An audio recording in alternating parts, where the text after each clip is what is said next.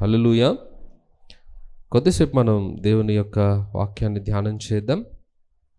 ఇదను వాక్య ధ్యానం కొరకు 2వ రాజుల గ్రంథం 22వ అధ్యాయం మొదటి వచనం నుండి మనం చదువుకుందాం. యోషియా ఏలనారంభించినప్పుడు 8 ఏండ్ల వాడే యెరూషలేమునందు 31 సంవత్సరములు ఏలెను. అతని తల్లి బొస్కతు ఊరివాడగు ఆదియాకు కుమార్తె అయిన యొదీదా. అతడు యెహోవా దృష్టికి యథార్థముగా నడుచుచు కుడి ఎడములకు తిరగక తన పితరుడగు దావీదు చూపిన ప్రవర్తనకు సరిగా ప్రవర్తించెను. మనం చదువుకున్న వచ్చిన భాగంలో ఈరోజు యోషియా యొక్క జీవితాన్ని గురించి మనం ధ్యానించబోతూ ఉన్నాం. మనష్షే చనిపోయాడు. మనష్షే చనిపోయిన తర్వాత ఆయన కుమారుడైనటువంటి అమ్నోను రాజుగా పట్టాభిషేకం చేయబడ్డాడు. జస్ట్ ఆయన ఒక 2 సంవత్సరాలు మాత్రమే పరిపాలన చేశాడు. ఆయన కూడా చనిపోయాడు. ఆయన చనిపోయిన తర్వాత ఆయన కుమారుడైనటువంటి యోషియా రాజుగా పట్టాభిషేకం చేయబడ్డాడు. ఈ ఆమోను దేశమంతటిని కూడా పాడు చేసేసినటువంటి పరిస్థితులు ఆ కాలంలో కనబడుతూ ఉన్నాయి. హిజ్కియా ఎట్లయితే ప్రజలందరినీ కూడా దేవుని తట్టుకు త్రిప్పి దేశమంతటిని బాగు చేసి ప్రజలందరినీ కూడా భక్తి మార్గంలో నడిపించాడో దానిని అంతటినీ కూడా ఆయన తర్వాత వచ్చినటువంటి మనష్షే రాజు కానీ ఆమోను రాజు కానీ వీళ్ళిద్దరూ కూడా దేశమంతటిని పాడు చేసేసారు. మనష్షే తన చివరి దినాలలో మారు మనస్సును పొంది మళ్ళా దేవుని తట్టు తిరిగినప్పటికీ కూడా ప్రజలలో ఇంకా ఆ లోపములు మాత్రం అలాగే కొనసాగుతూ ఉన్నాయి. ఎందుకనంటే ఏదైనా సరే పాడు చేయడం అనేది చాలా సులభం, కానీ పాడైపోయిన దాన్ని తిరిగి బాగు చేయడం అంత సులభమైన పని కాదు. ఈ హిజ్కియా కాలంలో జరిగినటువంటి ఆ కార్యక్రమములన్నీ కూడా ఈ 2 రాజులు మళ్ళా దేశానికి భ్రష్టు పట్టించినట్లుగా వాటన్నిటిని కూడా పాడు చేసేసారు. దేవుని మందిరం పాడైపోయింది. ప్రజలందరూ కూడా మళ్ళా భక్తిని విడిచిపెట్టేసి ఉన్నత స్థలాల వైపు తిరగడం, ఇతర దేవతలను ఆరాధించి వాటికి బలులు అర్పించటం, ఈ విధమైనటువంటి కార్యక్రమాలు మళ్ళా కొనసాగుతూ ఉన్నాయి. మనష్షే కాలంలోనే ఆల్మోస్ట్ దేవుని మందిరము చాలా మటుకి పాడైపోయింది, కానీ కొద్ది వరకు ఆయన బాగు చేయించాడు. ఆ తర్వాత ఆమోను వచ్చాడు. ఆమోను కూడా మరలా దేశం అంతటిని భ్రష్టు పట్టించేశాడు. మందిరం పాడైపోయింది. చాలా నష్టాలు ఆ ప్రాంతంలో జరిగాయి. ఇలాంటి పాడైపోయినటువంటి ఆ ప్రాంతాన్ని పరిపాలన చేయడానికి ఇప్పుడు యోషియా అనేటువంటి రాజు పట్టాభిషేకం చేయబడ్డాడు. ఈయన పరిపాలన ఆరంభించే సమయానికి ఆయన వయస్సు 8 సంవత్సరాలు. 31 సంవత్సరము ఆయన పరిపాలన కొనసాగించాడు. ఆలోచన చేయండి, ఆయన గురించి ఒక సాక్ష్యం ఇవ్వబడింది 2వ వచనంలో. అతడు యెహోవా దృష్టికి యథార్థముగా నడుచుచు కుడి ఎడమలకు తిరుగక తన పితరుడగు దావీదు చూపిన ప్రవర్తనకు సరిగా ప్రవర్తించెను. 8 సంవత్సరాల వయస్సులో ఉన్నటువంటి ఒక పిల్లవాడిని తీసుకుని వచ్చి యూదా ప్రాంతానికి రాజుగా పట్టాభిషేకం చేశారట. ఆలోచన చేద్దాం, ఆ వయసులో ఏం అనుభవం ఉంటుంది రాజ్యాన్ని కొనసాగించటానికి? పైగా ప్రజల్ని ఎలా డీల్ చేయాలో కూడా సరైన అవగాహన ఉండదు. మరి ముఖ్యంగా ఆ దేశమంతా కూడా పాడైపోయిన స్థితిలో ఉంది. పాడైపోయినటువంటి ఆ పరిస్థితుల్లో ఉన్న దేశాన్ని ఒక చిన్న పిల్లవాడు బాగు చేయడం అనేది అంత సాధ్యమైనటువంటి సంఘటన అయితే కాదు. అందుకే యోషియా జీవితంలో ఆయన వయస్సు పెరుగుతున్న కొలది ఆయన కొన్ని కార్యక్రమములను చేపడుతూ వచ్చేవాడు. ఒకేసారి రాజ్య పరిపాలన ఆరంభించగానే దేశాన్ని ఉద్ధరించిన వాడుగా కనపడ్డాడు. మొదట ఆయన రాజుగా పట్టాభిషేకం చేయబడిన తర్వాత బాల్యంలో తన భక్తిని ఎలాగూ కాపాడుకోవాలో అది బాగా నేర్చుకున్నాడట. ఎందుకు అనంటే దేశాన్ని బాగు చేయాలి అని అంటే మొదట ఆయనకి దేవుని యొక్క కృప కావాలి. మరి దేవుని యొక్క కృప ఆయనకి దొరకాలంటే ఫస్ట్ యోషియా రాజు దేవుని యందు భయభక్తులు కలిగిన వాడై ఉండాలి. అందుకే బాల్యంలో సరైనటువంటి నిర్ణయాలు తీసుకోగలిగే సామర్థ్యం ఆయనకి లేదు. దేశాన్ని ఆజ్ఞాపించి సరిదిద్దగలిగేటువంటి పరిస్థితులు కూడా ఆ కాలంలో లేవు. కాబట్టి తాను 8 సంవత్సరాల వయసులో ఉన్నప్పుడు దేవుని యొద్ద ఆయన తన భక్తిని కాపాడుకోవడం నేర్చుకున్నాడట. ఎలా ఇది సాధ్యమైంది అని అంటే దీనిని గురించి మనకి దినవృత్తాంతాల గ్రంథంలో రాయబడి ఉంటుంది చూడండి. 2వ దినవృత్తాంతాల గ్రంథము 34వ అధ్యాయం 3వ వచనం. తన ఏలుబడి యందు 8వ సంవత్సరమున తానెంకనూ బాలుడై ఉండగానే అతడు తన పితరుడైన దావీదు యొక్క దేవుని యొద్ద విచారించుటకు పూనుకొనిన వాడై 12వ ఏట ఉన్నత స్థలములను దేవతా స్తంభములను పడగొట్టి చెక్కిన విగ్రహములను పోత విగ్రహములను తీసివేసి యూదా దేశమును యెరూషలేమును పవిత్రము చేయని ఆరంభించెను. చాలు. 3వ వచనంలో మొదటి భాగంలో వ్రాయబడిన విషయం ఏంటంటే, తాను ఇంకనూ బాలుడై ఉండగానే అతడు తన పితరుడైన దావీదు యొక్క దేవుని యొద్ద విచారించుటకు పూనుకొనిన వాడై, తన బాల్యములోనే దేవుని యొద్దకు వెళ్ళి ప్రార్థన చేసి దేవుని చిత్తం ఏంటో తెలుసుకోవాలనేటువంటి ఆశ యోషియా రాజు కలిగి ఉన్నాడట. బాల్యములో 2 పనులు ఆయన చేశాడు. ఒకటి, తన పితరుడైన దావీదు జీవించిన జీవితానికి సరిపోయేటట్టుగా ఈయన కూడా బ్రతకడం నేర్చుకున్నాడట.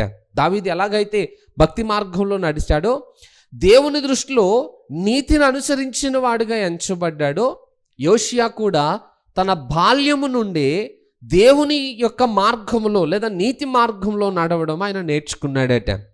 బాల్యంలో ఇది ఎలా సాధ్యం అవుతుంది? ఇప్పుడు మనం చూస్తున్నాం సమాజంలో మన పిల్లల్లోనే. ఇప్పుడు మనం భక్తి కలిగిన వారమే, మనం మందిరానికి వస్తున్నాం, మనం వాక్యాన్ని నేర్చుకుంటూ ఉన్నాం, మనము ప్రార్థనలు చేస్తూనే ఉంటాం, మన పిల్లలకి కూడా మనం బోధ చేస్తూనే ఉంటాం. పిల్లలు ఎలా ఉండాలి, ఏం నేర్చుకోవాలి, ఎలాంటి క్రమశిక్షణ వారికి రావాలి అని ప్రతిరోజు ఎన్నో విషయాలు మనం వాళ్ళకి బోధ చేస్తూ ఉంటాం. మందిరంలో కూడా పిల్లల కొరకు ప్రత్యేకమైన కార్యక్రమాలు ఏర్పాటు చేసి వాళ్ళకి బుద్ధి నేర్పిస్తూ ఉన్నారు. ఇంత జరిగినా మన పిల్లలు ఇంకా కొన్నిసార్లు దేవుని మాటను కూడా లెక్క చేయనటువంటి స్థితిగతులు మనం చూస్తాం. అంతెందుకు, మన పిల్లలకి ఇప్పటికీ కూడా దేవుని మందిరంలోకి వస్తే ఎలా ఉండాలో కూడా వాళ్ళకి తెలియదు. ఎలాంటి క్రమశిక్షణ వాళ్ళకి కలిగి ఉండాలో కూడా ఇప్పుడు కూడా వారికి అవగాహన లేదు. వాళ్ళు కూడా ఈ యోషియా రాజు వయస్సులోనే ఉన్నారుగా. 8 సంవత్సరాలు 10 సంవత్సరాల పిల్లలే కదా. కానీ ఇప్పుడున్న పిల్లలకి అప్పుడున్న యోషియా రాజుకి ఎంత వ్యత్యాసమో చూడండి. తాను బాల్యంలో ఉన్నప్పుడే దేవుని సన్నిధిలో నీతిని అనుసరించి జీవించడం నేర్చుకున్నాడట. దావీదు ఎలాగైతే తన ప్రవర్తనను కాపాడుకున్నాడో, దావీదు ఎలాగైతే దేవుని యందు భయభక్తులు కలిగి జీవించాడో, ఈ యోషియా రాజు కూడా బాల్యము నుండే భయభక్తులు కలిగి ఉండడం నేర్చుకున్నాడట. సహజంగా ఈరోజు మన పిల్లలకి మనం కూడా అట్టి స్వభావం వచ్చేటట్టుగా దేవుని సన్నిధిలో మనం కన్నీరు గార్చాలట. మనం ప్రార్థనలు చేస్తున్నాం మంచిదే, వారికి బోధ చేస్తున్నాం మంచిదే, కానీ ఎన్నోసార్లు వారి యొక్క ప్రవర్తన విషయంలో కొంచెం మనం దాన్ని ఈజీగా తీసేసుకుంటూ ఉంటాం. గుర్తుపెట్టుకోండి, ఇప్పుడు గనక వాళ్ళు నేర్చుకోకపోతే, ఇప్పుడు గనక వారు క్రమశిక్షణ మార్గంలోనికి రాకపోతే, ఇక తర్వాత వారి యొక్క జీవితాలని మనము క్రమశిక్షణలో పెట్టడం మనకి సాధ్యం కాదు. బైబిల్లో రాయబడి ఉంది, బాలుడు నడవవలసిన త్రోవను వానికి నేర్పము. ఎందుకు బాలుడుగా ఉన్నప్పుడే నేర్పించాలి అని అంటే, అది వాళ్ళు వినగలిగేటువంటి వయస్సు అన్నమాట. వాళ్ళు మనకి అందుబాటులో ఉండేటువంటి వయస్సు అన్నమాట. ఆ వయస్సులో వారికి బోధ చేసి దేవుని యొక్క కృపకు వారిని అప్పగిస్తే తప్ప తర్వాత కాలంలో వారిని బట్టి మనము ప్రశాంతంగా ఉండలేం. లేకపోతే ఇక్కడ రాజు దేవుని యందు భయభక్తులు కలిగిన వాడై ఉండడానికి ఎవరు కారణము? తన తల్లిదండ్రులు ఏమైనా భక్తిపరులా? పోనీ వాళ్ళు ఏమైనా నేర్పించారా అని అంటే, ఈ ఆమోను ఆయన భార్య గురించి అయితే బైబిల్లో రాయబడలేదు. బట్ ఆ యోషియా యొక్క తల్లిదండ్రులు భక్తిపరులు అన్నట్టుగా బైబిల్లో ఎక్కడా కూడా మనకి సాక్ష్యము కనపడదు. వాళ్ళు నేర్పించిన వారు కాదు. అయినా కూడా యోషియా రాజు పట్ల దేవుని యొక్క ప్రణాళిక ఉన్నది. ఆయన ఒక వాగ్దాన పుత్రుడు అని మనం జ్ఞాపకం చేసుకోవాలి. ఎందుకు ఈ మాట అంటున్నాను తర్వాత నేను మీకు జ్ఞాపకం చేస్తాను. సో యోషియా రాజు జీవితంలో పరిస్థితులు ఏవి అనుకూలంగా లేవు, అయినా ఇంత భక్తిని ఆయన కలిగి ఉన్నాడు. మరి అన్నీ నేర్పిస్తున్నప్పుడు, వారి కొరకు బోధ చేసే ప్రయత్నాలు మనం చేస్తున్నప్పుడు, మన పిల్లలు ఇంకెంత క్రమశిక్షణలో ఉండేటట్టుగా మనం జాగ్రత్తలు తీసుకోవాలో ఆలోచన చేయండి. ఎందుకు జాగ్రత్తలు తీసుకోవాలి అని అంటున్నానంటే, ఈ తరంలో మనము పిల్లల్ని సరిదిద్దకపోతే, లేదా ఈ వయస్సులో వారికి క్రమశిక్షణ నేర్పించకపోతే, ఒక్కసారి వారు అవుట్ ఆఫ్ డిసిప్లిన్కి వెళ్ళిపోయారు అనుకోండి, ఇక ఆ తర్వాత వారిని సరిదిద్దడం, మంచి మార్గంలోనికి వారిని నడిపించడం, అది చాలా కష్టతరమైనటువంటి పరిస్థితులుగా మారిపోతాయి. కొన్నిసార్లు అది అసాధ్యము అనేటువంటి సంఘటనలు కూడా మన జీవితంలో చూడాల్సిన పరిస్థితులు వస్తాయి. అలాంటి సమస్యలు రాకుండా ఉండాలి అని అంటే వాళ్ళు పిల్లలుగా ఉన్నప్పుడే వారికి భక్తి నేర్పించే ప్రయత్నం చేయాలట. ప్రసంగి గ్రంథంలో సొలొమోను భక్తుడు కూడా ఇదే మాట చెప్తా ఉంటాడు. నీ బాల్య దినములందే నీ సృష్టికర్తను నీవు స్మరణకు తెచ్చుకొనుము అని అంటాడు. ఏ వయసులో జ్ఞాపకం చేసుకోవాలట? బాల్యము నుండే దేవుణ్ణి జ్ఞాపకం చేసుకోవడం అనేది మన పిల్లలకి నేర్పించే ప్రయత్నం మనం చేయగలగాలి. ఈ కాలంలో అలాంటి వైఖరి చాలామంది పిల్లల్లో మనం చూడలేకపోతూ ఉన్నాం. అది మన లోపమే అనే విషయాన్ని మనం అంగీకరించాల్సిందే. ఇక రెండవదిగా ఆ రాజుకున్నటువంటి మరొక లక్షణం ఏంటనంటే, బాల్యము నుండే తాను బాలుడై ఉండగానే దేవుని యొద్ద విచారణ చేయడం నేర్చుకున్నాడట. దేవుని యొద్ద విచారణ చేయడం అంటే అర్థం ఏంటి? సహజంగా పిల్లలకి ఏది చూసినా అది కావాలి అనేటువంటి తత్వమే ఉంటుంది. ఏది ఆలోచనలోకి వస్తే దానికి తగ్గట్టుగా వాళ్ళు అడుగులు వేసేస్తూ ఉంటారు తప్ప దేవుని యొద్ద విచారణ చేసే మనస్సు వాళ్ళకు ఉండదు. అంటే ప్రార్థన చేసి దేవుని చిత్తమేంటో తెలుసుకుని దాని ప్రకారంగా అడుగులు వేసేటువంటి స్వభావము ఆ వయసులో రావడం కొంచెం కష్టతరమే. కానీ రాజుగారి జీవితంలో తాను బాలుడై ఉన్నప్పుడే దేవుని యొద్ద విచారణ చేయడం నేర్చుకున్నాడట. అంటే ఆయనకి ఎలా అవగాహన వచ్చింది? దేవుడు మాట్లాడతాడని ఎలా తెలిసింది ఆయనకి? విచారణ చేస్తున్నాడు అంటే అర్థం ఏంటి? నేను వెళ్ళి అడుగుతాను, దేవుడు నాతో మాట్లాడతాడు, దేవుడు తన ఉద్దేశాలను తెలియజేస్తాడు. ఆ అవగాహన ఆయనకు వచ్చిందా లేదా? ఆ అవగాహన ఉంది కాబట్టి, దేవుడు మాట్లాడతాడు అని నమ్మాడు కాబట్టి వెళ్ళి దేవుని సన్నిధిలో ప్రార్థన చేస్తూ దేవుని చిత్తం ఏంటో తెలుసుకునే ప్రయత్నం చేస్తున్నాడు. ఈరోజు మన లైఫ్లో కూడా అటు మనస్సును మనం కలిగి ఉండగలగాలంటే దేవుని చిత్తము ఏంటిదో అది మనం బాగా గుర్తుపెట్టుకోగలగాలి. ఎందుకనంటే మరలా చెప్తున్నాను, దేవుని యొక్క కార్యము నెరవేర్చటానికి దేవుడి భూమి మీద మనల్ని ఏర్పాటు చేసుకున్నాడు. మనం దేవుని చిత్తాన్ని పక్కన పెట్టేసి ఎంత ప్రయాసపడినా ఎంత కష్టపడినా ఆ జీవితం దేవుని దృష్టికి యోగ్యమైనదిగా ఎంచబడదు. ఏదైనా సరే దేవుని ప్రణాళిక ప్రకారము మన జీవితాలు కొనసాగించబడాలి. దేవుని చిత్తం ఏంటో గ్రహించి దాని ప్రకారం మనం అడుగులు వేయగలిగితేనే మనము దేవుని యొక్క ఉద్దేశ ప్రకారం బ్రతికిన వారం అవుతాం. ఒకవేళ మనం అలా బ్రతకలేదనుకోండి, ఆ జీవితాన్ని బట్టి దేవునికి మహిమ వచ్చేటువంటి అవకాశాలు ఉండనే ఉండవు. అందుకే ప్రతి వ్యక్తి దేవుని యొద్ద కనిపెట్టడం నేర్చుకోవాలట. దేవుని స్వరం ఏంటో మనం వినగలగాలి. పాతకాలంలో భక్తులందరికీ ఆ స్వభావం ఉండేది. భక్తులందరూ కూడా దేవుని దగ్గర అడుగుతూ వచ్చేవారు, అయ్యా ఏం చేయమంటావు? ప్రవక్తలు దేవుని దగ్గర ఆ విచారణ చేసేవారు, రాజులు కూడా దేవుని యొద్ద విచారణ చేసేవారు. ఎందుకు ఈ పరిస్థితులు ఏర్పడ్డాయి? వీళ్ళందరూ ఎందుకు దేవుణ్ణి అడగాల్సి వచ్చింది అని అంటే వాళ్ళకి తెలుసు, దేవుడు వెళ్ళే మార్గంలో మనం వెళ్లకుండా దేవునికి ఎదురెళ్ళినా మనకి సమస్యనే. ఆరంభంలో అపోస్తులైన పౌలు సౌలుగా ఉన్నప్పుడు దేవుని చిత్తాన్ని నెరవేరుస్తున్నాను అని అనుకుంటూనే దేవునికి ఎదురు పోరాడడం మొదలుపెట్టాడట. అదే కదా ఆయన చేసింది. ధర్మశాస్త్రం ప్రకారము క్రైస్తవులుగా మార్చబడుతున్న వాళ్ళందరూ ద్రోహులు అని అనుకున్నాడు. ఆయన అపార్థం చేసుకున్నాడు, అవగాహన లేనటువంటి స్థితిలో ఉన్నాడు. నేను ధర్మశాస్త్రం ప్రకారంగానే ప్రజలందరినీ శిక్షిస్తున్నాను అని అనుకుంటూ సత్యాన్ని అనుసరించే వారిని బంధించే ప్రయత్నం చేశాడు. పౌలు అనుకున్నాడు, నేను గొప్పగా చేస్తున్నాను, ధర్మశాస్త్రాన్ని నెరవేరుస్తున్నాను, దేవుని కొరకు నేను పోరాడుతున్నాను అనుకున్నాడు. ఎందుకంటే ఆరంభంలో ఆయనకి దేవుని ప్లాన్ ఏంటో తెలియదు, దేవుని యొక్క ప్రణాళిక అర్థం కాలేదు. అందుకే అది అర్థం కాక దేవుని మార్గంలోనే వెళ్తున్నాను అనుకుంటూ దేవునికి ఆపోజిట్లో వెళ్ళి దేవునితో పోరాడడం మొదలుపెట్టాడట. అందుకే ప్రభు అంటున్నాడు, మునికోలలకు ఎదురు తన్నుట నీకు క్షేమము కాదు.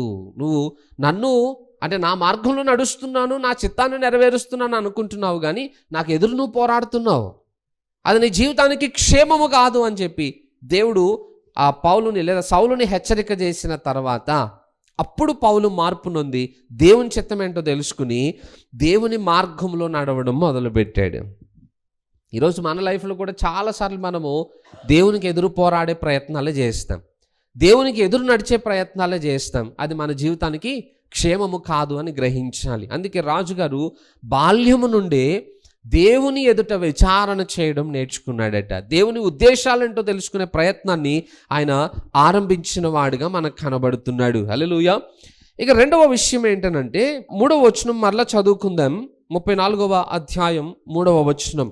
తన ఏలుబడి యందు 8వ సంవత్సరమున తాను ఇంకనూ బాలుడై ఉండగానే అతడు తన పితరుడైన దావీదు యొక్క దేవుని యొద్ద విచారించుటకు పూనుకొనిన వాడే 12వ ఏట ఉన్నత స్థలములను దేవతా స్తంభములను పడగొట్టి చెక్కిన విగ్రహములను పోత విగ్రహములను తీసివేసి యూదా దేశమును యెరూషలేమును పవిత్రము చేయని ఆరంభించెను. చాలు. ఏ సంవత్సరంలో ఆయన మందిరాన్ని బాగు చేసే ప్రయత్నం ఆరంభించాడట? తన 12వ ఏట. 12 years ఆయనకు వచ్చాయి. అంటే 12 years అని అంటే 8 సంవత్సరాల వయసులో ఆయన పరిపాలన ఆరంభించి అప్పటికి 12 సంవత్సరాలు పరిపాలన చేశాడు. ఇక్కడ 12వ ఏట 18వ ఏట అని చెప్పేది ఆయన పరిపాలనా వయస్సు అన్నమాట, ఆయన కలిగి ఉన్న వయస్సు కాదు. సో ఇక్కడ 12 సంవత్సరాలు పరిపాలన అయిపోయింది. అంటే అప్పటికి ఆయన వయసు ఎంత? 20 సంవత్సరాలు వచ్చాయి. ఆ 20 సంవత్సరాల వయసులో ఆయన ఏం ప్లాన్ వేసుకున్నాడట? దేవుని మందిరమును బాగు చేయించాలి అనేటువంటి ప్రణాళిక ఆయన కలిగి ఉన్నాడట. సహజంగా 20 సంవత్సరాలు యవ్వన వయసు. ఆ టైంలో ఆవేశపు నిర్ణయాలే ఎక్కువగా ఉంటాయి, అజ్ఞానంతో కూడినటువంటి ఆలోచనలే ఎక్కువగా ఉంటాయి. ఎందుకంటే ఆ టైంలో అన్నీ తెలుసు అనుకుంటాం, కానీ చాలా విషయాలలో మనం ఏది తెలియకుండానే అడుగులు వేసి నష్టపోయేటువంటి స్వభావం ఉంటుంది ఆ టైంలో. ఎందుకంటే తొందరపాటు వయస్సు అన్నమాట అది. ఆ ఉడుకు రక్తం అని అంటాం కదా, ఆ టైంలో కొంచెం తొందరగా అడుగులు వేయడం, అనవసరమైన నిర్ణయాలు తీసుకుని అవే మంచివి అనుకునే అవగాహనలో మనం ఉండడం, ఇలాంటి పరిస్థితులు ఆ వయసులో సహజంగానే ఉంటాయి. అలాంటి వయస్సులో రాజుగారు ఏం చేశాడట? తొందరపాటు నిర్ణయాలు చేయటం కాదు. ఎందుకంటే ఆయన ఆరంభము నుండి దేవుని యొద్ద విచారణ చేసే మనస్సును కలిగిన వాడు గనుక వయస్సును బట్టి నిర్ణయాలు తీసుకోకుండా దేవుని యొక్క ఉద్దేశమును బట్టి ఆయన నిర్ణయాలు తీసుకోవడం మొదలుపెట్టాడు. అందుకే ఆ టైంలో పాడైపోయిన మందిరాన్ని తిరిగి మరలా బాగు చేయించాలి అనేటువంటి ఆలోచన ఆయన హృదయంలో పుట్టిందట. వెంటనే కొంతమంది వ్యక్తులను పిలిపించి ఆ బాధ్యతను అప్పగించాడు. మందిరంలో ఏవైతే ప్రజల యొద్ద నుండి తీసుకోబడినటువంటి ధనం ఉందో దానిని ఆ పనులు చేయగలిగిన వారికి దాన్ని అప్పగించండి, తిరిగి మరలా దేవుని మందిరాన్ని బాగు చేయించండి అని చెప్పి దేవుని మందిరం యొక్క రిపేర్ కొరకు ఆయన ఒక పనిని పూనుకున్నాడట. ఏ సంవత్సరంలో? 12వ సంవత్సరంలో దేవుని మందిరం యొక్క నిర్మాణము కొరకు లేదా దాని యొక్క పునర్నిర్మాణము కొరకు ఆయన బాధ్యతను స్వీకరించిన వాడుగా కనబడతాడు. వయస్సును బట్టి రాజు జీవితంలో అనుభవం మారుతూ వెళ్తుంది. మనకు వయసు పెరుగుతుంది కానీ అనుభవం రావట్లేదు. రాజుగారికేమో వయసుతో పాటు అనుభవాలు మారుతూ ఉన్నాయి. 8 సంవత్సరాల వయసులో తన భక్తిని కాపాడుకున్నాడు. 20 సంవత్సరాల వయసు వచ్చినప్పుడు 12వ ఏట పరిపాలన 12వ ఏట ఏం చేశాడట? దేవుని మందిరాన్ని బాగు చేయించాలి అని అనుకున్నాడట. అసలు దేవుని మందిరంతో నీకేం పనయ్యా అని అంటే గనక ఆయన దేవుని పట్ల భక్తి కలిగిన వాడుగా ఉన్నాడు కాబట్టి దేవుని మందిరం పట్ల కూడా ఆసక్తి కలిగి ఉన్నాడు. ఆరంభంలోనే ఆయన గురించి ఒక సాక్ష్యం ఇవ్వబడింది. తన పితరుడైన దావీదు నడిచిన మార్గములో ఆయన నడిచాడు అని. దావీదుకి ఏం ఆశ ఉండేది? దేవుని కొరకు ఒక మందిరాన్ని నిర్మించాలి అనేది దావీదు ఆలోచన. నేనేమో మంచిని కోటల్లో నివాసం ఉంటుంటే దేవుని మందసమేమో ఒక గుడారంలో ఉండిపోయింది, ఇది సరైనదిగా నాకు అనిపించట్లేదు అని దావీదు హృదయంలో ఆలోచన పుట్టడం వలన దావీదు దేవుని కొరకు ఒక మందిరాన్ని నిర్మించాలి అనుకున్నాడట. ఇప్పుడు యోషియాకు కూడా ఏం ఆలోచన వచ్చింది? దేవుని మందిరం పాడైపోయి ఉన్నప్పుడు నేనెలా రాజకోటలో నివాసం ఉండగలుగుతాను? సో దేవుని మందిరాన్ని మరలా బాగు చేయాలి, ప్రజలందరినీ మరలా దేవుని తట్టు తిప్పాలి అనేటువంటి ఆశ ఈ యోషియా రాజు జీవితంలో పుట్టిందట. అందుకే వెంటనే దేవుని మందిరాన్ని బాగు చేయించే ప్రయత్నాన్ని ఆయన చేస్తూ ఉన్నాడు. గుర్తుపెట్టుకోండి, ఆ మందిరము నిర్మించబడుతుంది, మరలా ఎవరో ఒకరు వచ్చి దాన్ని డ్యామేజ్ చేస్తున్నారు, మరలా దాన్ని నిర్మించే ప్రయత్నం చేస్తున్నారు, మరలా ఎవరో ఒకరు వచ్చి డ్యామేజ్ చేస్తున్నారు. సేమ్ మన ఆత్మీయ మందిరం కూడా అలానే ఉంటుంది. అర్థమవుతుందా? ఒకసారి మందిరం నిర్మించుకున్నాం ఇంకా అయిపోయింది అనుకోవడానికి లేదు. మనం ఎంత భక్తిగా మన జీవితాన్ని దేవుని కొరకు ఒక మందిరంగా మార్చే ప్రయత్నాలు చేసినా మళ్ళా సాతాను వచ్చి దాన్ని ఏదో ఒక రకంగా డ్యామేజ్ చేసే ప్రయత్నాలు చేస్తూనే ఉంటాడు. అలా చేసిన ప్రతిసారి ఏం చేయాలి?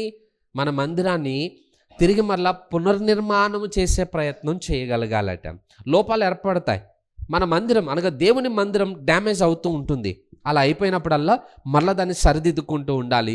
మళ్ళా దాన్ని దేవునికి నివాస స్థలంగా మారుస్తూనే ఉండాలి. మనమేమో ఒకసారి రక్షణ తీసేసుకున్నాం, ఇక భక్తిపరులం అయిపోయాం కాబట్టి ఇక మనం బాగానే బ్రతికేస్తున్నామని అనుకుంటాం. గుర్తుపెట్టుకోండి, మన మందిరము ఆరంభంలో మనం బాగానే కట్టుకున్నాం, కానీ తర్వాత కాలంలో మన నిర్లక్ష్యాన్ని బట్టి అపవాదికి దాంట్లో చోటు దొరికేసింది. ఇది అపవిత్రపరచబడింది. రాజుగారు చేసిన పని ఏంటనంటే మందిరాన్ని బాగు చేయించటం అని అంటే దాంట్లో ఉన్న ఎన్నో అనవసరమైనవి ఉన్నాయట, అవన్నీ తీయించేశాడు. తన తండ్రి కాలంలో కానీ పితరుల కాలంలో కానీ ఎన్నో విగ్రహాలని అక్కడ పెట్టేశారు.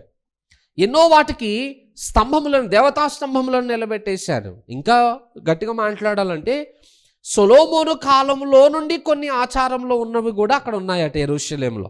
యెరూషలేం అనేది దేవుణ్ణి మాత్రమే ఆరాధించటానికి ఏర్పాటు చేసుకోబడినటువంటి స్థలం. అది ఈ మందిరమందు నా సన్నిధిని ఉంచదనని దేవుడు వాగ్దానం చేసినటువంటి స్థానం అది. ఆ స్థలంలో సొలొమోను కాలంలో నుండి కూడా కొన్ని పొరపాట్లు జరుగుతూ వచ్చాయట. సొలొమోను అధికంగా వివాహాలు చేసుకోవడం వలన తన భార్యలను సంతోషపెట్టడానికి వారి దేవుళ్లకు దేవతలకి కూడా అక్కడ బలిపీఠములను, దేవతాస్తంభములను ఏర్పాటు చేశాడు. రాజులు మారుతూ వచ్చారు కానీ అవి ఇంకా కంప్లీట్గా తీసివేయబడలేదన్నమాట. అవి సరిపోవన్నట్టు ఆ తర్వాత వచ్చిన రాజులు కూడా చాలామంది ఆ దేవతా విగ్రహాలని ఆ మందిరంలో ఏర్పాటు చేయడం, ఆ పట్టణంలో ఏర్పాటు చేయడం, ఈ విధంగా మందిరం అంతటిని లేదా పట్టణం అంతటిని అపవిత్రం చేసేసారు. ఇప్పుడు యోషియా రాజు మందిరాన్ని పవిత్రపరిచే క్రమంలో ఇవన్నిటిని తొలగించే పనిని ఆయన పూనుకున్నాడు అన్నమాట. మన లైఫ్లో కూడా మన మందిరాన్ని అప్పుడప్పుడు బాగు చేసుకుంటూ ఉన్నా కొన్ని పాతవి మాత్రం ఇంకా అలా స్థిరపడిపోయి ఉంటాయి. సొలొమోను చేసిన విగ్రహాల్లాగా కొన్ని మన జీవితంలో ఎంత బాగు చేసుకున్నా కొన్ని ఇంకా పాతవి అలా ఉండిపోతాయి. గుర్తుపెట్టుకోండి, సంపూర్ణంగా శుద్ధి చేయకపోతే అది విలువైనదిగా ఎంచబడదు. మనం గిన్నెను ఎంత శుద్ధి చేసినా ఇంత మరకున్నా కూడా పాలు కాసామనుకోండి, ఆ పాలు పాడైపోతాయి. చిన్నది చాలు, ఇంత మరక చాలు, మొత్తం గిన్నెంతా శుద్ధి చేసిన. అంతెందుకు, మనం శుద్ధి చేసేటప్పుడు ఎంత జాగ్రత్తలు తీసుకుంటామో, ఎంత నీట్గా కడుగుతామో, ఆయన ఎక్కడో ఒక చోట చిన్న లోపం కనపడితే చాలు పాలన్నీ పాడైపోతాయి. అలాగే జీవితం కూడా అంతే. మనం ఎప్పుడు కూడా కడిగిన భాగాన్ని చూస్తాం, మిగిలిపోయినటువంటి ఆ లోపాన్ని మనం దృష్టిలో పెట్టుకోం. అందుకే చాలాసార్లు దేవుని సన్నిధిని మన హృదయంలో చూడకుండానే మన జీవితాలు గడిచిపోతూ ఉంటాయి. గిన్నెను వెలుపట శుద్ధి చేయాలి, లోపట కూడా శుద్ధి చేయాలి. సంపూర్ణంగా దాన్ని శుద్ధి చేయకపోతే అది దేవునికి నివాస స్థానంగా ఉండే అవకాశాలు లేవన్నమాట. ఇప్పుడు రాజుగారు ఆ పనిని పూనుకుని మందిరాన్ని పవిత్రపరిచే క్రమంలో ఉన్నాడు. నేను అంటాను, ఈరోజు మన మందిరం అనగా మన దేహము దేవుని నివాస స్థలము అని బైబిల్లో రాయబడి ఉంది. ఈ మందిరము పవిత్రంగానే ఉందంటారా? ఒకవేళ లేకపోతే యోషియా రాజు ఆరంభించిన పనిని ఈరోజు మనం కూడా ఆరంభించాలి. ఎక్కడెక్కడ అపవిత్రపరచబడిందో, ఎక్కడెక్కడ మందిరం పాడు చేయబడిందో ఆ స్థలములన్నీ కూడా బాగు చేసుకునే ప్రయత్నం మనం చేయాలి. మనము దేవునికి నివాస స్థానంగా ఉండకపోతే మన జీవితాలు వ్యర్థంగా గడిచిపోతున్నట్లే. సో దేవుడు మనలో నివాసం ఉండాలనుకుంటున్నప్పుడు మన జీవితాన్ని సిద్ధపరచుకుని దేవుణ్ణి ఆహ్వానించటం మనం నేర్చుకోవాలి. ఆలోచన చేద్దాం. ఇజ్రాయేలు ప్రజలు అరణ్యాత్రలో ఉన్నప్పుడు కానివ్వండి, లేదా రాజులు యుద్ధాలు చేస్తున్నప్పుడు కానివ్వండి, దేవుడు వారికి తోడుగా ఉన్నప్పుడే ఎన్నో అద్భుత కార్యాలు వారు చూడగలిగారు, ఎన్నో మేలులు వాళ్ళు పొందగలిగారు. ఇంకా దేవుడే మనలో నివాసం ఉంటే ఇంకెంత అద్భుతంగా ఉంటుందో ఆ జీవితం ఆలోచన చేయండి. మన పక్కనున్న దానికి మనలో ఉన్నదానికి వ్యత్యాసము చాలా ఉంటుంది. ఆ వ్యత్యాసం మన జీవితంలో చూడగలగాలి అని అంటే మన హృదయమును సిద్ధపరచుకుని శుద్ధి చేసుకుని దేవుణ్ణి మన జీవితంలోనికి ఆహ్వానించే ప్రయత్నం మనం చేయగలగాలి. నెక్స్ట్ మూడవ విషయం ఏంటంటే, ఆ పనిని కొంతమందికి అప్పగించారట. ఆ అప్పగించిన వారి దగ్గర వాళ్ళు లెక్క కూడా అడగలేదట. చూడండి, రాజుల గ్రంథానికి వద్దాం. 2వ రాజుల గ్రంథం 22వ అధ్యాయం 7వ వచనం చదవండి. ఆ అధికారులు నమ్మకస్తులని వారి చేతికి అప్పగించిన ద్రవ్యమును గూర్చి వారి యొద్ద లెక్కపుచ్చుకొనకుండిరి. చాలు. ఇక్కడున్న పనివారిని గురించి కూడా ఒక సాక్ష్యం ఇవ్వబడింది. రాజుగారు పని అప్పగించాడట. ద్రవ్యమును వారికి అప్పగించి ఆ మందిరాన్ని పునర్నిర్మించటానికి కొన్ని బాధ్యతలను వారికి అప్పచెప్పాడు. అప్పచెప్పిన తర్వాత రాజు చేసిన పని ఏంటంటే, ఆ పని ఎవరికైతే అప్పగించాడో ఆ పని అప్పగించిన వారు నమ్మకస్తులు అనేటువంటి విషయాన్ని బట్టి వారి యొద్ద మరలా లెక్క కూడా అడగలేదట. అక్కడున్న పనివారిని గురించి ఇవ్వబడిన సాక్ష్యము వారు నమ్మకస్తులు అని. అది మందిరాన్ని బాగు చేసే పనే కానివ్వండి, లేకపోతే దేవుని సేవా కార్యక్రమమే కానివ్వండి, ఏదైనా సరే దేవుని కొరకు కానీ లేదా లోకములో మనం బ్రతికే జీవిత విధానంలో కానీ మనం చేసే పనుల్లో సమాజం ఏం కనుగొనగలగాలట? నమ్మకత్వాన్ని కనుగొనగలగాలట. సహజంగా మన జీవితంలో మన క్యారెక్టర్ని చాలాసార్లు మనం మిస్ అయిపోవడానికి గల కారణం ఏంటంటే, మనం నమ్మకమైన వారముగా ఉండకపోవడమే దానికి కారణం. మనం ఎప్పుడు కూడా భక్తి కలిగి ఉండడము అని అంటే కేవలం మందిరం వరకే మనం దాని గురించి ఆలోచిస్తాం. మందిరంలో పర్ఫెక్ట్గా ఉన్నాం, మందిర కార్యక్రమాల్లో బాగా పాలు పొందుతూ ఉన్నాం, సో మనం బాగానే భక్తిపరులమై ఉన్నాం అని అనుకుంటున్నాం. గుర్తుపెట్టుకోండి, మన భక్తి ఇక్కడ సరిదిద్దబడుతుంది, అది బయటకు వెళ్ళిన తర్వాత నిరూపించబడుతుంది.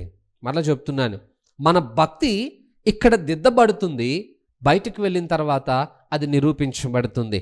ఎందుకు బయటకు వెళ్ళిన తర్వాత నిరూపించబడుతుంది అని అంటున్నామనంటే, ఈ 4 గోడల మధ్య మనం ఎంత భక్తిపరులమై ఉన్నా అది ఎవ్వరికి ఉపయోగం ఉండదు. ఎందుకంటే ఇక్కడ అందరం అలా ఉన్న వాళ్ళమే. దేవుడు మనల్ని వెలుగుగా నియమించింది దేనికోసమట? మత్తయి సువార్త 5వ అధ్యాయం 16వ వచనంలో ఉన్న వాక్యం ఏంటి? మనుషులు మీ సత్క్రియలను చూచి పరలోకమందున్న మీ తండ్రిని మహిమపరుచున్నట్లు వారి ఎదుట మీ వెలుగును ప్రకాశింపనీయుడి అని అన్నాడు. ఇక్కడ ఆల్రెడీ అందరం వెలిగింపబడిన వాళ్ళమే అనే భావనలో మనం ఉన్నాం. మరి ఇంతమంది వెలిగింపబడిన తర్వాత మళ్ళీ ఇక్కడ వెలుగుతో పని ఏంటి? ఇప్పుడు వెలుగు ఎక్కడ ఉండాలా? చీకటి ఎక్కడుందో ఆ స్థలములలో మనము వెలిగింపబడాలి. అలా వెలిగింపబడాలి అని అంటే కేవలం మనం మన 4 గోడల మధ్య మందిరంలో మన భక్తిని గొప్పగా చూపించుకుంటే సరిపోదు. మనం బయటికి వెళ్ళిన దగ్గర కూడా మన ప్రవర్తనను అలాగే కాపాడుకోవాలట, మన భక్తిని అలాగే నిరూపించుకోవాలట. అలా నిరూపించుకోవాలి అని అంటే అది మన క్రియల వలన సాధ్యమవుతుంది. అర్థమవుతుందా? మీ వెలుగును ప్రకాశించుడి అన్నప్పుడు మీ సత్క్రియలు అనే పదం కూడా వ్రాయబడి ఉంది. మీరు బయటికి వెళ్ళినప్పుడు మీరు ఎదుటి వారితో మాట్లాడే మాట తీరును బట్టి, అతడు అన్యుడే కావచ్చు, క్రైస్తవుడే కావచ్చు, ఎవరైనా కావచ్చు, మీరు వారితో మాట్లాడే విధానాన్ని బట్టి మీ భక్తి అంచనా వేయబడుతుందట. మీరు చేసే పనులను బట్టి మీ భక్తి అంచనా వేయబడుతుందట. సో లోకం మిమ్మల్ని చూసినప్పుడు, లోకం మిమ్మల్ని గమనిస్తున్నప్పుడు మన గురించి ఏమని సాక్ష్యం ఇస్తారు? నమ్మకస్తులము అని మన గురించి సాక్ష్యం ఇస్తారంటారా? లేదా మోసపూరితమైన వారు అనే మాట లేదా నింద మన మీద వేయాల్సి వస్తుందంటారా? ఎట్లా మనం బ్రతుకుతున్నాం? బయటకు వెళ్ళినప్పుడు మన క్రియలు ఎలా కనుపరచబడుతున్నాయి? అది దేవుని పనైనా కానివ్వండి, మన జీవనాధారానికి సంబంధించిన పనైనా కానివ్వండి, దేంట్లోనైనా సరే నమ్మకంగా ఉండడం నేర్చుకోవాలి. ఎందుకంటే మన చుట్టూ ఉన్నవారు వాళ్ళు చెడిపోయిన వారై ఉండి మనల్ని కూడా చెడగొట్టే ప్రయత్నం చేస్తారు. ఎందుకంటే వాళ్ళలాగా మనం ఉండకపోతే వాళ్ళకి ఇబ్బంది అవుతుంది అనేటువంటి ఆలోచన చేత మనల్ని వాళ్ళలో కలుపుకునే ప్రయత్నం చేస్తారు, కానీ వాళ్ళు మనతో కలవడానికి అవకాశాన్ని ఇవ్వరు. నేను అంటున్నాను, మీరు వాళ్ళతో కలిసే ప్రయత్నం చేసినట్లయితే ఇక దేవుడు మిమ్మల్ని ఎంచుకున్నటువంటి ఆ ప్రణాళికే వ్యర్థమైపోతుంది. ఇక వాళ్ళకి మీకు పెద్ద తేడా ఏం లేదు. వెలుగు చీకటిని పారద్రోలడానికే తప్ప వెలుగు చీకటిగా మారిపోవడానికి కాదు దేవుడు ఏర్పాటు చేసుకున్నది. అందుకే నేను అంటున్నాను, ఎవరు చూసినా చూడకపోయినా, ఎవరు మిమ్మల్ని లెక్క అడిగినా అడగకపోయినా, మీకు అప్పగింపబడిన పనిలో మీరు నమ్మకస్తులై ఉండాలి. లెక్క అడుగుతారన్నప్పుడు ఒకలా ఉంటుంది మన పనితీరు, లెక్క అడగట్లేదు అన్నప్పుడు ఒకలాగా మారిపోతుంది. మనుషులు అడిగినా అడగకపోయినా దేవుడు ఖచ్చితంగా లెక్క అడుగుతాడు. అర్థమవుతుందా? ఈరోజు ఎవరో చూడట్లేదని పనిలో నాటకాలు ఆడేసి, రేపొద్దున ఎవరో చూస్తున్నారని ఏదో బుద్ధిమంతుల్లాగా పని చేసేసి, క్రైస్తవులకి అది తగినది కాదు. ఎవరు చూసినా చూడకపోయినా నీ డ్యూటీ నువ్వు చేయాల్సిందే, నీ పనిలో నువ్వు నమ్మకంగా ఉండాల్సిందే, నీ కష్టాన్ని నువ్వు నీ యజమానికి అందించాల్సిందే. ఎందుకంటే నిన్ను అభివృద్ధి చేసేది దేవుడే, నీ కష్టాన్ని ఫలింపచేసేది దేవుడే. ఆ దేవుడు నీ పక్షముగా నిలబడకపోతే నీ ప్రయాసం అంతా ఒకటి గాలిని పట్టుకున్నట్టే ఉంటుంది అన్నమాట. అందుకే లోక సంబంధమైన యజమానుల యొక్క భయం మనకు లేనంత మాత్రాన మనం విచ్చలవిడిగా బ్రతకడానికి లేదు. పరలోకపు యజమాని భయం మనకుంది. ఆ భయము మనల్ని క్రమశిక్షణలో నడిపించగలగాలి. అర్థమవుతుందా? ఎప్పుడైతే నీ యజమాని నిన్ను లెక్క అడగకుండా ఉంటాడో ఆ రోజు నీ లైఫ్ను సక్సెస్ అయినట్టు అన్నమాట. అర్థమవుతుందా? బట్ ఇంకా ఇప్పటికీ మన మీద ఒకరిని నియమించాల్సి వస్తుంది, మనల్ని గమనించాల్సి వస్తుంది. ఇలాంటి పరిస్థితులు వస్తున్నాయంటే మన నమ్మకత్వాన్ని ఇంకా మనం కాపాడుకోవట్లేదనే విషయాన్ని గుర్తుపెట్టుకోండి. ఇంట్లో పనైనా సరే, ఇంట్లో పనుల విషయంలో కూడా నమ్మకంగానే ఉండాలి. బయట పనులైనా నమ్మకంగా ఉండాలి. మందిర పరిచర్య అయినా సరే నమ్మకంగా ఉండడం నేర్చుకోవాలి. ప్రతిసారి ఒకళ్ళు వెనకాల పడరు మన వెనకాల. చేసావా, చూసావా, చెప్పావా, చేయలేదా, ఎంతకాలం మన వెనకాల? ఎన్నిసార్లు మనల్ని లెక్క అడగాల? ఒకళ్ళు ఎప్పుడు పాతకాలంలో ఎద్దులు నడకపోతే ముళ్ళకర్రతో పొడిచేటోళ్ళట. అప్పట్లో పశువులకే వాడేటోళ్ళు, ఇప్పుడు దాన్ని మనుషులు కూడా వాడాల్సిన పరిస్థితి వచ్చేసింది. ఒకళ్ళు పట్టుకుని ముళ్ళకర్ర పట్టుకుని రెడీగా ఉండాలి, వెళ్ళు చెయ్యి. ఎందుకు ఆ బాధ? నమ్మకత్వం లేకపోతేనే ఇలాంటి పరిస్థితులు, దిగజారుడుతనం మన జీవితంలో కనబడుతుంది అన్నమాట. సో దయచేసి ఎక్కడ ఉంటున్నా, ఏ పని చేస్తున్నా సత్క్రియలను కలిగి ఉండండి, వెలుగును ప్రకాశింపచేయండి. అప్పుడు మనల్ని చూసిన నలుగురు బుద్ధిమంతులుగా మారాలి. నీవు పనిలో స్ట్రిక్ట్గా ఉంటే ఆటోమేటిక్గా నీ చుట్టూ ఉన్న వాళ్ళందరూ క్రమశిక్షణలోనికి వస్తారు. నువ్వు నమ్మకంగా పని చేయడం ఆరంభిస్తే, నువ్వు కల్తీ అయిపోకుండా నీ భక్తి నువ్వు కాపాడుకోగలిగితే నీ చుట్టూ ఉన్న వాళ్ళు కూడా ఆటోమేటిక్గా మారుతారు. ఎందుకు? నువ్వు చేసే పనికి వాళ్ళు భయపడతారట. సహజంగా ప్రతి పనిలో ఒక పద్ధతి ఉంటుంది. నువ్వు చేసే పని నువ్వు న్యాయంగా చేస్తూ ఉన్నప్పుడు నువ్వు చేసే పనుల లెక్క వేరే ఉంటుంది. నీ తోటివాడు మోసం చేసి గాలి కట్టి తిరుగుతూ టైం వేస్ట్ చేశాడు అనుకోండి, వాళ్ళ పనుల్లో లెక్క కనపడదు. అప్పుడు యజమాని అడగడా? అలా అడుగుతాడన్న భయానికైనా వాళ్ళు నీ క్రమశిక్షణలో నడవడానికి ఆరంభిస్తారు. సో చుట్టూ ఉన్న సమాజాన్ని బాగు చేయాల్సిన బాధ్యత మనదే. బాగు చేయాలంటే మీరు వెళ్ళి చెప్పని అవసరం లేదు, చెప్పలేకపోవచ్చేమో కూడా, చెప్పినా వాళ్ళు వినకపోవచ్చు. మీ పనిలో మీరు నమ్మకంగా ఉండండి, మీకు అప్పగించిన దాన్ని మీరు సరిగా చేయండి. మీరు ఏం చేయకుండానే మీ పక్కన ఉన్నాడు మీ క్రమశిక్షణలోనికి వస్తాడు. ఎందుకంటే వాళ్ళకి భయం స్టార్ట్ అవుతుంది, వాళ్ళు చేస్తున్నారు, మనం చేయకపోతే యజమాని మనల్ని ఏమంటాడన్న భయం వారి హృదయంలో పడుతుంది. ఆ భయానికైనా వాళ్ళలో క్రమశిక్షణ ఆరంభం అవుతుంది. సో ఇక్కడున్న పని వారు అందరూ నమ్మకస్తులట. అందుకే వాళ్ళని తిరిగి లెక్క కూడా అడగలేదట రాజుగారు. ఎంత ఖర్చు పెట్టారయ్యా, దేనికి ఎంత వాడారు, ఇంకెంత మిగిలింది, ఎంత పడింది, ఏం అడగలేదు. వాళ్ళు నమ్మకస్తులండి, నమ్మకంగా చేస్తారు, డబ్బును వృధా చేయరు వాళ్ళు అనే ఆలోచన వాళ్ళకు ఉందండి. ఈరోజు మనం చేసే పనులు, నాట్ ఓన్లీ మనీ, అన్ని విషయాల్లో అడుగుతున్నాను. మనం చేసే ప్రతి పనిలో మన యజమానులకి మన మీద అలాంటి నమ్మకం ఉందంటారా?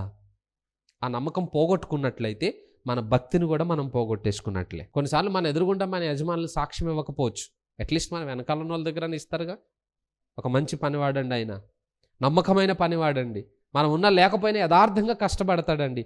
ఆ సాక్ష్యము మనం పనిచేసి మన యజమానుల దగ్గర నుండి మనం పొందుకోగలిగితే అది దేవునికి మహిమను తీసుకుని వస్తుందట. హల్లెలూయా. తర్వాత రాజుగారి జీవితంలో మరొక సంఘటన మనం జ్ఞాపకం చేసుకుందాం.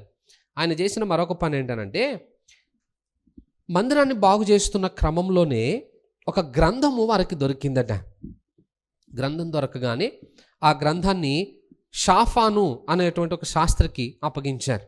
ఆయన తీసుకుని వచ్చి యోషియా రాజుకి అప్పగించినప్పుడు యోషియా అన్నాడు, అందులో ఏమున్నాయో విషయాలు చదవండి అయ్యా అన్నాడు. బహుశా నేను అనుకుంటాను మనష్షే కాలంలోను ఆమోను కాలంలోను దేవుని గ్రంథాలన్నీ బహుశా వీళ్ళు తగలబెట్టేసుకోవడం ఉండొచ్చేమో.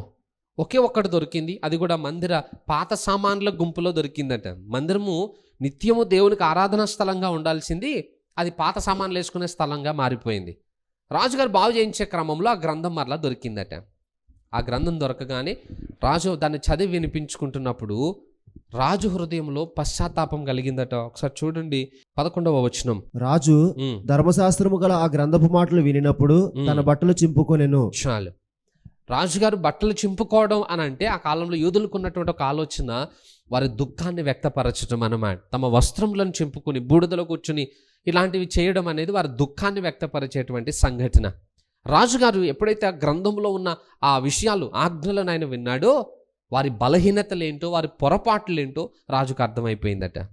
అర్థం కాగానే వెంటనే తమ వస్త్రములను చింపుకుని దేవుని సన్నిధిలో పశ్చాత్తాపపడడం మొదలుపెట్టాడు. తన జీవితాన్ని మార్చుకోవడం మొదలుపెట్టాడు. దేవుని వాక్యానికున్న బలమే అది. ఎప్పుడైతే దేవుని వాక్యం ప్రకటింపబడుతుందో వాక్యము ప్రజల హృదయాల్లో మార్పును కలుగు చేస్తుందట, పశ్చాత్తాపానికి గురి చేస్తుంది. అయితే వాక్యం అందరికీ ప్రకటింపబడుతుంది, బట్ అందరి జీవితాల్లో కార్యం జరగదు. ఎందుకనంటే ఎవరైతే వాక్యం పట్ల ఆసక్తితోటి సిద్ధపాటును కలిగి వచ్చి దేవుని మందిరంలో కూర్చుంటారో దేవుని స్వరము వారికి వినబడుతుందట.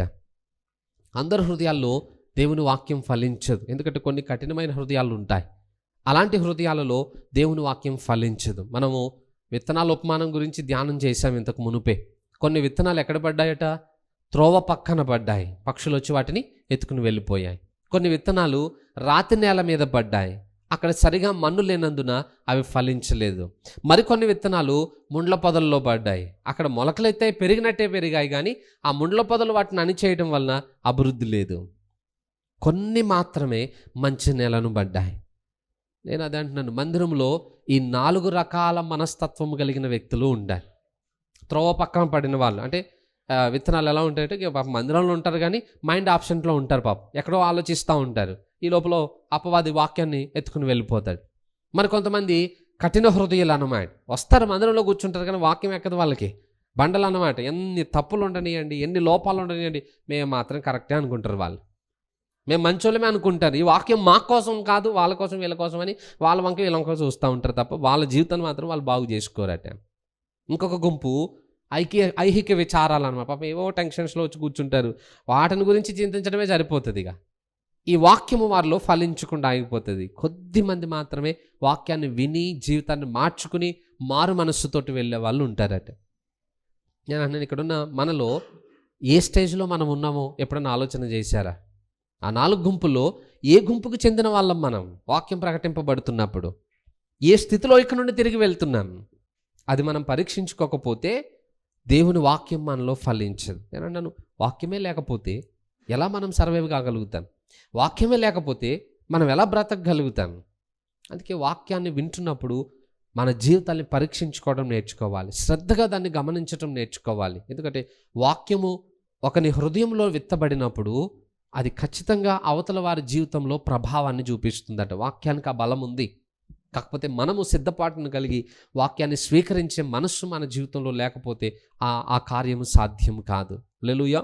బైబిల్లో రాయబడింది, మీరు వినుమట్టుకు అంటే వినుట మట్టుకు విందురు కానీ గ్రహింపనే గ్రహింపరు అని అంటాడు. వింటున్నాం అందరం, గ్రహింపు లేకపోతే ఉపయోగం ఏముంది? సో అందుకే వాక్యాన్ని వినాలి, గ్రహించకపోతే మన జీవితాలు నష్టపోయే పరిస్థితులు ఉన్నాయి. రాజుగారు వెంటనే పశ్చాత్తాపడ్డాడట, దేవుని సందులో బ్రతిమలాడుతూ ఉన్నాడు. దేవుని దగ్గర తన జీవితాన్ని సరిదిద్దుకుని వెంటనే అసలు దేవుని ప్లాన్ ఏంటి మన దేశం పట్ల, దేవుడు ఏం చేయాలనుకుంటున్నాడనే విషయాన్ని గురించి ఒక ప్రవక్తని యొద్దకి తన అనుచరులను పంపించాడట. ఈ రాజు కాలంలోనే ఇర్మియా ప్రవక్త అలాగే జెఫన్యా ప్రవక్త వీళ్ళిద్దరూ కూడా ప్రవక్తలుగా పరిచర్య చేస్తూ ఉన్నారు. మనం ఈ యోషియా చరిత్ర చదివేటప్పుడు ఆ 2 గ్రంథాలు కూడా చదివితే సంఘటన కంప్లీట్గా మనకు అర్థమవుతుంది. ఆ గ్రంథాలు కూడా మనం చదవాలి పర్సనల్గా ధ్యానించేటప్పుడు. అయితే ఈ రాజుగారు ఇర్మియా దగ్గరికి కానీ జెఫన్యా దగ్గరికి కానీ పంపలేదు. వారి దగ్గరనే హుల్దా అని ఒక ప్రవక్తని ఉంది, ఆమె యొద్దకి విచారణ చేయడానికి పంపించాడట. మరి బహుశా ప్రవక్తలు ఇద్దరు అందుబాటులో లేరో ఏంటో మనకు తెలియదు, కానీ హుల్దా అనే ప్రవక్తని యొద్దకు పంపించినప్పుడు ఆమె చెప్పిన మాటలు నేను చెప్పుకుంటూ వెళ్ళిపోతాను, తర్వాత మీరు చదువుకోండి. ఆమె వెంటనే దేవుని దగ్గర విచారణ చేసి చెప్తుంది ఏంటనంటే, నేనైతే యూదా దేశాన్ని పాడు చేయడానికి నిర్ణయం తీసుకున్నాను. దేవుని మాటలు చెప్తుంది ఆమె. యూదా ప్రాంతాన్ని నేను శత్రువుల చేతికి అప్పగించబోతున్నాను. బబులోను రాజు వచ్చి దేశం అంతటిని నాశనం చేయబోతున్నాడు. అయినప్పటికీ యోషియా రాజు కాలంలో అది జరగదు. ఎందుకంటే యోషియా రాజు నా కొరకు భయభక్తులు కలిగి జీవించిన వాడు, నన్ను అనుసరించి నడవడానికి ఆయన నిర్ణయం తీసుకున్నవాడు కనుక ఆయన యొక్క భక్తిని బట్టి ఈ శిక్ష ఆయన కాలంలో నేను రానియను, ఆయన తరువాత కాలంలో ఇది ఏర్పడుతుంది అని చెప్పి రాజుగారికి సమాచారం పంపిస్తాడనమాట. వెంటనే రాజుగారు ఈ విషయాలన్నీ ప్రజలందరికీ తెలియజేసి ప్రజలందరి యొక్క జీవితాన్ని సరిదిద్దే ప్రయత్నం చేస్తాడు. మనకి 2వ దినవృత్తాంతాల గ్రంథం చూడండి, 34వ అధ్యాయంలో 33వ వచనం చూడండి. మరియు యోషియా ఇశ్రాయేలులకు చెందిన దేశములన్నిటిలో నుండి హేయమైన విగ్రహములన్నిటిని తీసివేసి ఇశ్రాయేలు అందరూ తమ దేవుడైన యెహోవాను సేవించినట్లు చేసెను. అతని దినములన్నీ వారు తమ పితరుల దేవుడైన యెహోవాను అనుసరించుట మానలేదు. ఈ రాజుగారు చేసిన గొప్ప పని ఏంటనంటే, తన తరములో తన వారందరికీ కూడా నమ్మకమైన సేవ చేశాడు. ఎవరిని బట్టి దేవుని శిక్ష నిలిపివేయబడింది? ప్రజలను బట్ట, రాజును బట్ట? రాజు యొక్క భక్తిని బట్టి దేవుడు శిక్షను వాయిదా వేశాడట. అంటే రాజుగారు అంటున్నాడు, మీరందరూ భక్తి కలిగి ఉండండి, దేవుని ఆజ్ఞలను అనుసరించండి అని చెప్పినప్పుడు వాళ్ళు కూడా మాటకు లోబడ్డారట. రాజుగారు బ్రతుకున్నంత వరకు కూడా ఒక్కడు కూడా ఆ ఆజ్ఞను అతిక్రమించి వాళ్ళు బ్రతకలేదట. అంటే రాజుగారు తన తరం వారికి నమ్మకమైన సేవ చేశాడు, వారందరినీ భక్తి మార్గంలో నడిపించాడు. దావీదుని గురించి కూడా ఒక సాక్ష్యం ఇవ్వబడింది.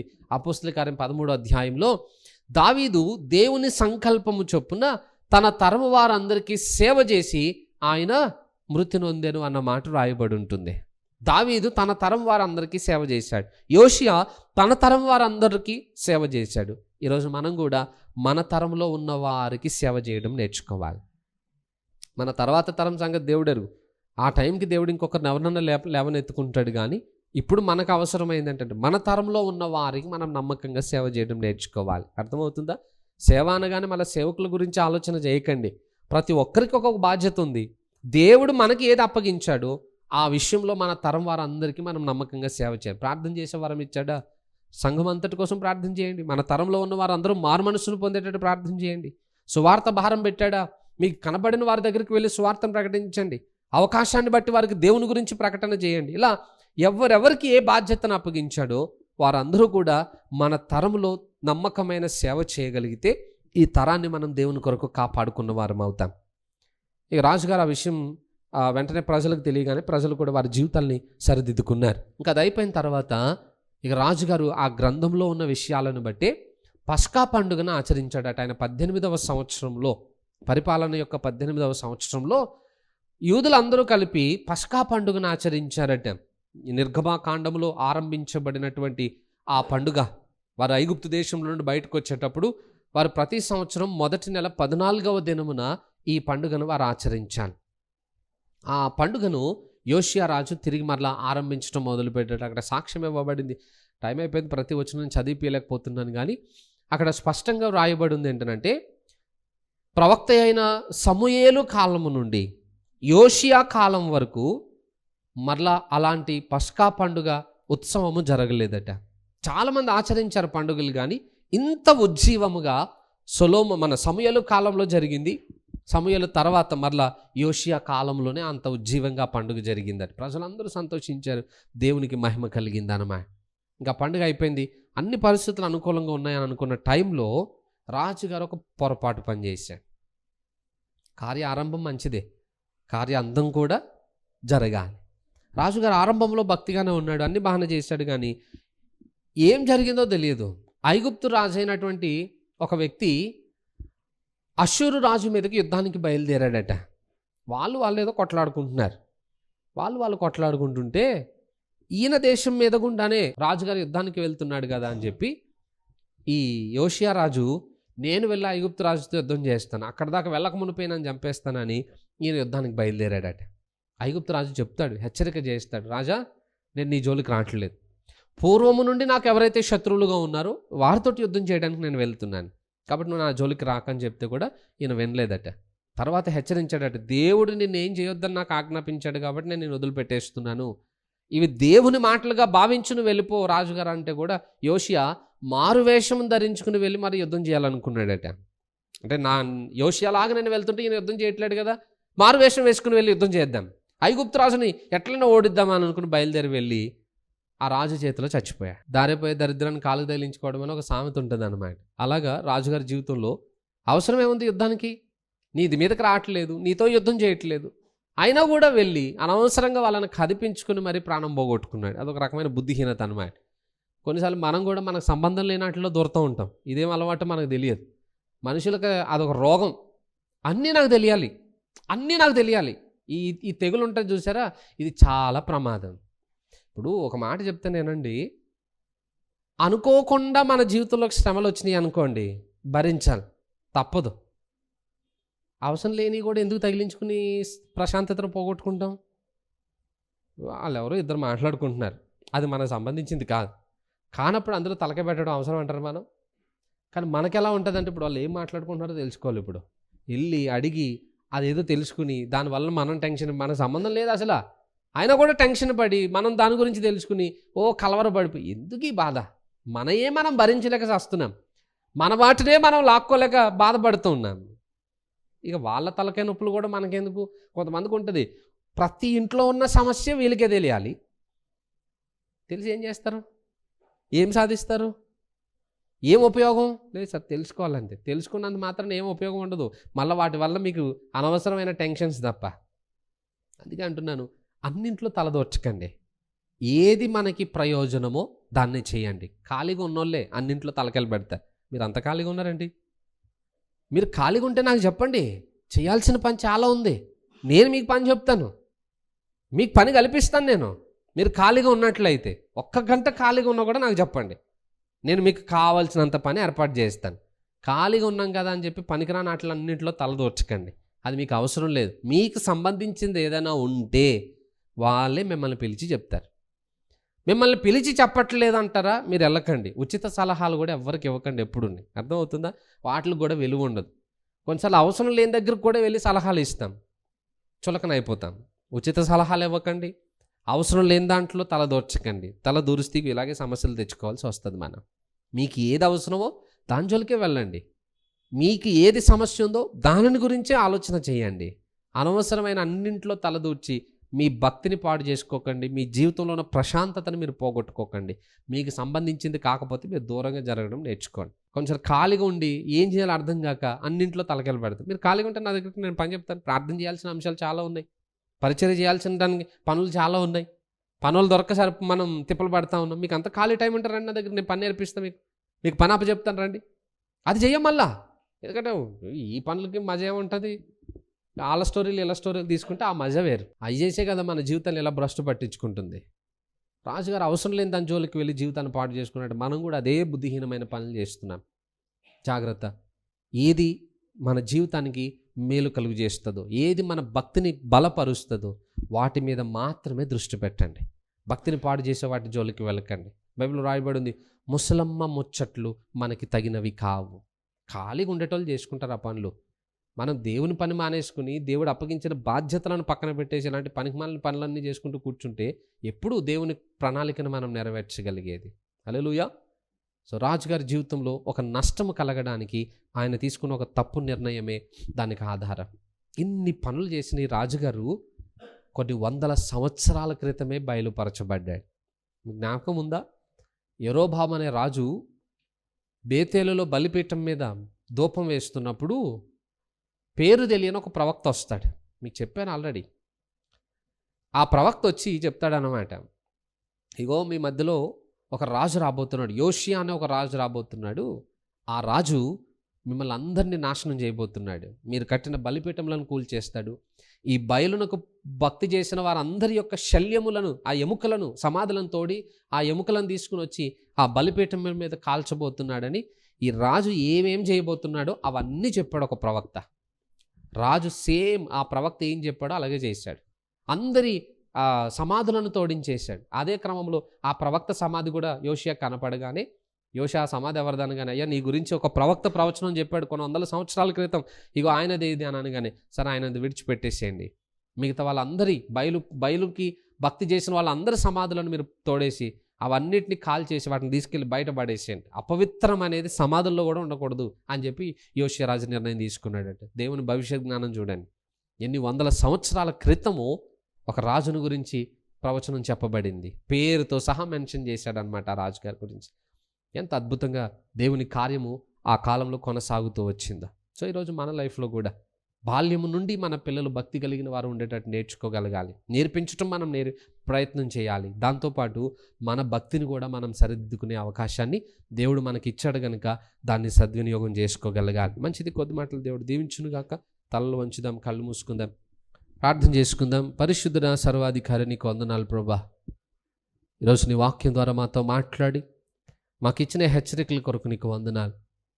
ఏదైతే మేము విన్నామో దాని యందు శ్రద్ధ నిలిపే మనస్సు మాకు అనుగ్రహించండి. వాక్యాన్ని అనుసరిస్తూ యోషియా జీవితంలో నా మంచి గుణములను మేము కూడా నేర్చుకుంటూ మా భక్తిని కట్టుకోగలిగే కృపను మాకు దయచేయండి. విన్న మాటలు మాలో ఫలింపు చేసి నూతనమైన మార్పును మాలో దయచేయమని యేసు నామములో ప్రార్థిస్తున్నాము తండ్రి. ఆమేన్.